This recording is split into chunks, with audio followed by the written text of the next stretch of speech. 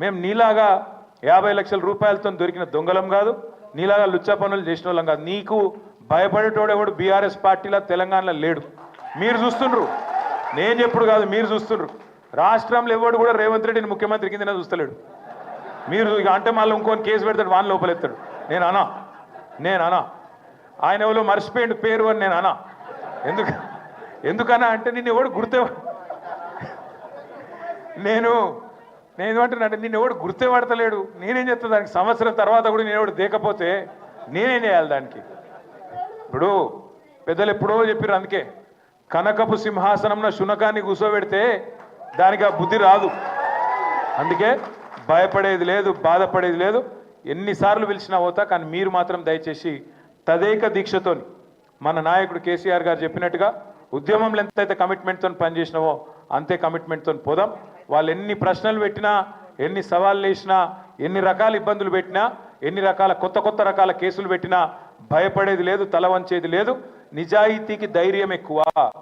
వాడు ఎవడు ఏమనుకున్నా సరే ఇది లొట్టపీస్ కేసే, వీడు ఒక లొట్టపీస్ ముఖ్యమంత్రి, బరాబర్ కొట్లాడదాం, గట్టిగా ముందుకోదాం. మీ అందరి దయతో ఆశీర్వాదం తీయాలి. సిరిసిల్ల నుంచి కూడా మా తమ్ముళ్ళు చాలా మంది వచ్చిండ్రు, మీకు కూడా ప్రత్యేకంగా ధన్యవాదాలు. నిజానికి నేను ఊహించలేదు, మేము చెప్పలేదు, అయినా కూడా మీరందరూ ప్రేమతో వచ్చినందుకు మా సిరిసిల్ల అన్నదమ్ములకు కూడా పేరు పేరున ధన్యవాదాలు, నమస్కారాలు తెలియజేస్తూ మళ్ళా ఈరోజు మళ్ళా ఏమైనా రమ్మనాలంటే మళ్ళీ ఏమైనా క్వశ్చన్లు ఉండాలి, వాళ్ళ దగ్గర ఏం లేవు. రేవంత్ రెడ్డి మళ్ళీ ఏమైనా క్వశ్చన్ పంపితే రమ్మంటారేమో, పోతా. రేవంత్ రెడ్డి ప్రశ్నలు పంపుతాడు, మళ్ళా పోతా, మళ్ళా చెప్తా, మళ్ళా చెప్పొస్తా. రేవంత్ రెడ్డి ఒక లుచ్చాగాడు, దొంగ, ఆయన లెక్క మేము లుచ్చ పనులు చేయమని చెప్తా, పక్కా చెప్తా. ఇంతేనా? జర ఆగురాబోయి. దేనికి సంబంధించా? లేని అవినీతిని పట్టుకుందామంటే ఆడికెళ్ళి దొరుకుతుంది. లేని అవినీతి గురించి లొట్టపీస్ కేసుల పాపం ఎతుకుతా ఉన్నారు వాళ్ళు. నేతి బీరకాయలు ఎంత నెయ్యి ఉంటుందో ఇక మీకు తెలుసు, మైసూరు బోండాలు ఎంత మైసూరు ఉంటుందో ఇంట్లో కూడా గంతే ఉంది. అందుకే నేను చెప్పిన వాళ్ళకి, మీరు ఒక వైల్డ్ గూస్ చేజ్ అంటారు ఇంగ్లీష్లో, గన్లు ఉన్నారు మీరు, కేసు లేదు తొక్కలేదు, ఇలా ఏముందా అని నేనే చెప్పిన వాళ్ళకి. ఏముంది, ఏం అడుగుతారు మీరు? వాళ్ళు ఏమంటారంటే ఫైల్ ఇళ్ళకెళ్ళి అండ్లకు పోయింది నీకు ఎరికేనా, అండ్లకెళ్ళి ఇళ్ళకి పోయింది నీకు ఎరికేనా.